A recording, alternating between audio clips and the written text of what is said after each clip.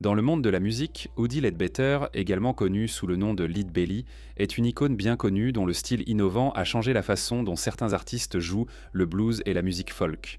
À sa mort, il était reconnu comme le roi de la guitare à 12 cordes, surnom qu'il s'était donné dès le début.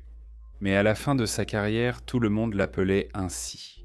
Il a laissé une grande discographie captivante, mais sa vie personnelle est sans doute plus intéressante que ses succès musicaux.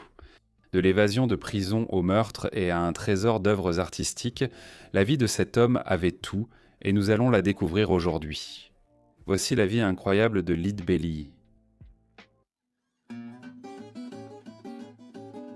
Il est difficile de dire quand Lead Belly est réellement né, car il existe des divergences entre les recensements officiels et les informations fournies par ses proches. Mais la réponse la plus courante est le 20 janvier 1888. Quoi qu'il en soit, à la fin des années 1800, ses parents, Sally Brown et Wesley Ledbetter, l'ont élevé à Mooringsport, en Louisiane. D'après l'encyclopédie du blues, Lead Belly a eu une enfance correcte, mais a quitté l'école à 12 ans. Sa famille était alors au Texas. Peu après, il vivait dans le comté de Bowie, près de ses parents, avec sa femme Aletta Anderson.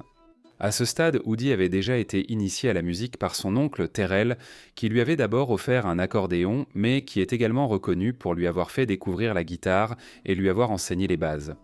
Cependant, la renommée qu'il allait acquérir plus tard ne venait pas de son oncle, mais plutôt d'une sorte de mélange de moments musicaux déterminants. La chronologie est restée confuse et certains faits restent flous. Peu importe que l'histoire soit fragmentaire, le résultat fut le même. Pour commencer, au début de sa carrière, Lead Belly se produisait souvent dans un endroit appelé St. Paul's Bottoms, qui était un quartier chaud notoire en Louisiane. Cela a introduit Lead Belly au saloon, au bordel et aux salles de danse. Jouer une variété de musique différente a aidé Lead Belly à garder l'esprit ouvert en ce qui concerne son style musical. Ensuite, Lead Belly a joué avec Blind Lemon Jefferson au Texas, ce qui a amélioré ses compétences à la guitare. Jefferson était un musicien complexe qui ne suivait pas les normes conventionnelles du blues, et il est tout à fait possible que son style unique ait influencé Lead Belly lorsqu'ils jouaient ensemble. Enfin, au début des années 1900, Lead Belly a adopté la guitare à 12 cordes au lieu de la traditionnelle à 6 cordes. Cela viendrait apparemment du fait que Lead Belly aurait vu un musicien mexicain utiliser cet instrument, et depuis, c'est devenu sa spécialité. Cela deviendrait essentiel dans la musique de Lead Belly. La région où il jouait, le professeur qu'il avait et la guitare à 12 cordes qu'il utilisait étaient tous des éléments formateurs des débuts musicaux de Lead Belly. Il devenait clairement un musicien unique et doué, prêt à prendre cela au sérieux. À tel point que, dans sa vingtaine, il a quitté sa maison et sa famille. Il avait alors au moins 2 enfants et était toujours marié à Aletta Anderson. Pourtant, il ne semblait se préoccuper que de voyager à travers l'Amérique avec sa musique. Au début des années 1910, il parcourait les voies ferrées, cueillait du coton et jouait sa musique pour tous dans le sud-ouest des États-Unis. Ce mode de vie semblait fonctionner. On le décrivait comme un travailleur acharné et sa musique s'améliorait clairement. Donc Lead Belly semblait aller dans la bonne direction. Mais au milieu des années 1910, quelque chose d'assez étrange s'est produit et a changé le cours de la vie de Lead Belly. En 1915, Lead Belly a été arrêté au Texas pour possession d'armes et agression. Il a ensuite été envoyé travailler 30 jours avec le gang de forçats du comté de Harrison. Cela n'a pas duré, car après quelques jours avec le gang de forçats, il s'est évadé de la garde à vue, distançant les chiens des officiers. Après cela, il est resté au Texas et a utilisé un faux nom, Walter Boyd, qu'il a utilisé pour trouver du travail dans le comté de Bowie. Ce pseudonyme a duré quelques années. Mais en décembre 1917, il s'est retrouvé dans de sérieux ennuis, lorsqu'il a tiré et tué l'un de ses proches. Will Stafford à cause d'une femme ? Il semblait que Lead Belly passerait le reste de sa vie en prison, ou au moins qu'il n'en sortirait pas avant quelques décennies. Il a néanmoins conçu un système qui semblait lui être favorable. Il chantait pour les prisonniers et les gardiens, et il restait généralement discret sans enfreindre aucune des règles de la prison. Il s'est retrouvé dans une situation assez grave lorsqu'un autre prisonnier l'a poignardé au cou. Il a presque tué son agresseur en représailles, mais tous deux ont survécu.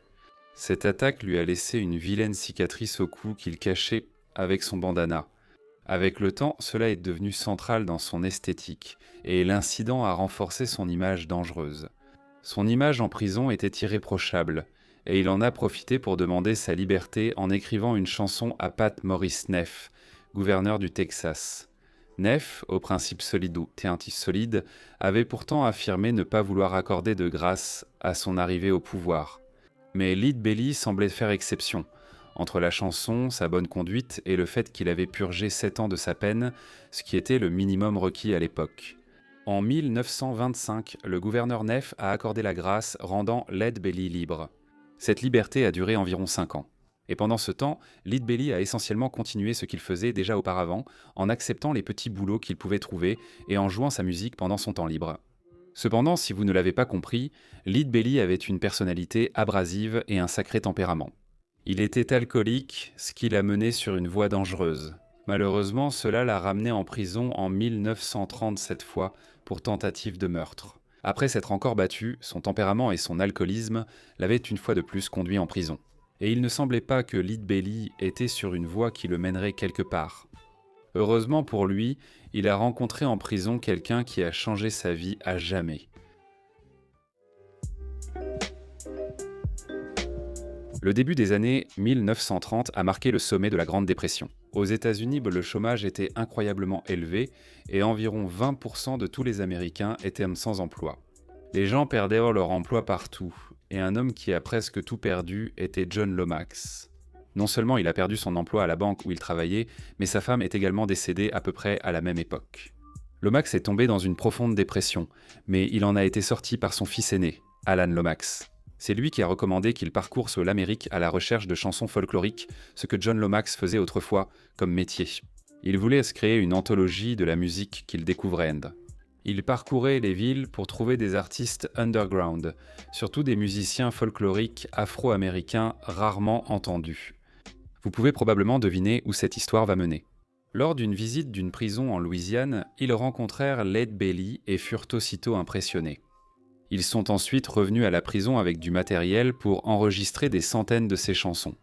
C'était très probablement la première fois qu'il était enregistré de manière à peu près correcte, ce qui était étonnant compte tenu de son talent et du fait qu'il avait déjà la quarantaine. Alan Lomax, très impressionné, a présenté une pétition et un enregistrement de Lead Belly au gouverneur de Louisiane, Oscar K. Allen, pour demander sa libération. Peu après cette demande, Lead Belly a été libéré. Le gouverneur et la prison ont affirmé que cela résultait uniquement de sa bonne conduite et de réductions budgétaires. Cependant, Lead Belly n'avait pas fini sa peine minimale, et lui et Lomax pensaient d'eux que l'enregistrement envoyé au gouverneur avait marché et voulaient bien couvrir leurs traces. Parce que c'était la deuxième fois que Lead Belly réussissait à chanter pour sortir de prison, quelle qu'en soit la raison, Lead Belly était de nouveau un homme libre. Il était sorti de prison, mais tout était loin d'être parfait. C'était le milieu de la Grande Dépression, et il venait tout juste d'être libéré de prison. On peut dire sans risque que personne n'allait embaucher Lead Belly, et à cause de cela, il a demandé à John Lomax de lui trouver un travail quelconque. Lomax l'a engagé comme chauffeur, et pendant 3 mois, ils ont voyagé ensemble à travers les États-Unis, à la recherche de musique folklorique. Cela a aidé Lead Belly à en apprendre encore plus sur le monde de la musique. Et être avec quelqu'un d'aussi connaisseur que John Lomax a été définitivement bénéfique pour la musique de Lead Belly. En décembre 1934, Lead Belly a chanté en groupe dans une université lors d'une conférence de Lomax. Des journalistes ont publié des articles sensationnalistes sur le détenu chanteur et l'homme libéré grâce à son chant.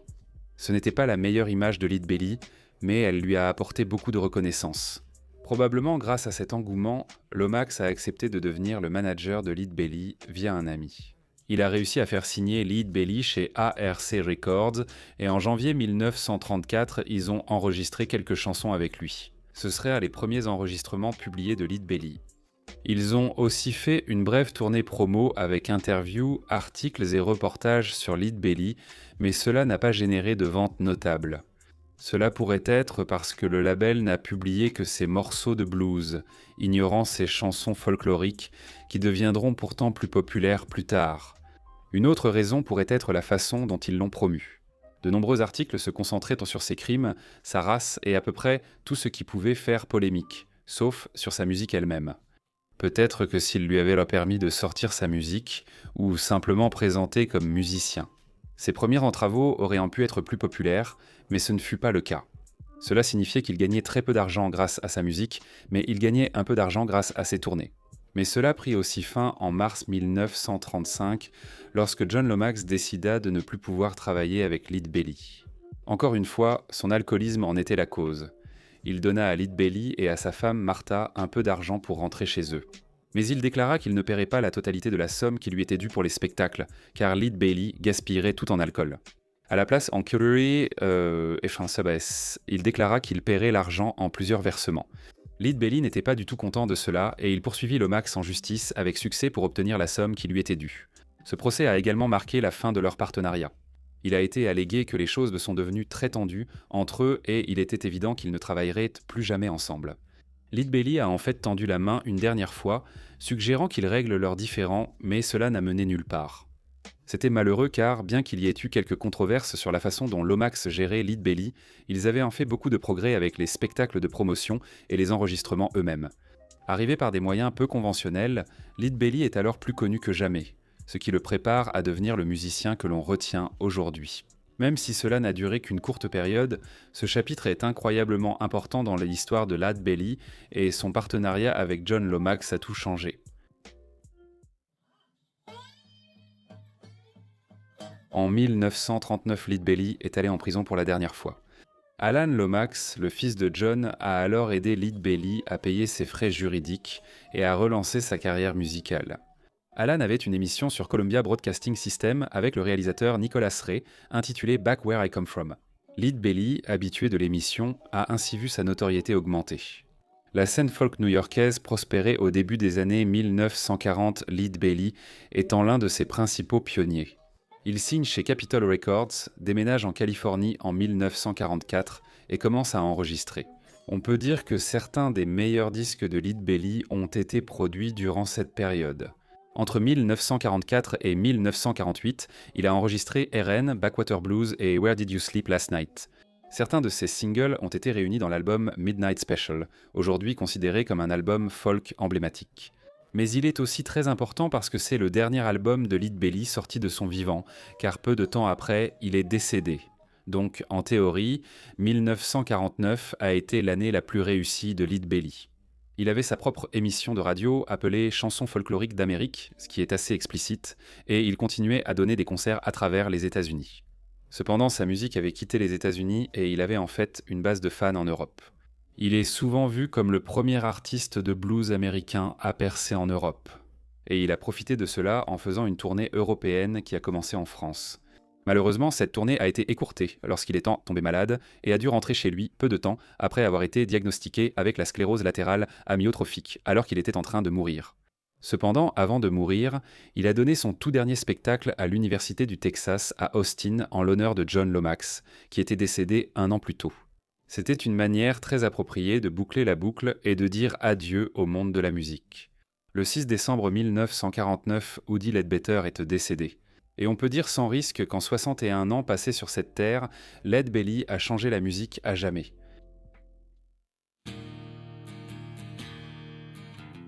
Lead Belly est mort à 25 jours de la fin des années 40, ayant ainsi presque vécu toute la décennie. Et on peut dire sans risque que les années 40 ont été de loin la décennie la plus réussie de Lead Belly. C'est un contraste frappant quand on voit comment sa vie a évolué. Auparavant, dans les années 20, il purgeait une peine à perpétuité pour avoir littéralement tué un membre de sa famille. Dans les années 30, il retourna en prison et poursuivit son ami et mentor.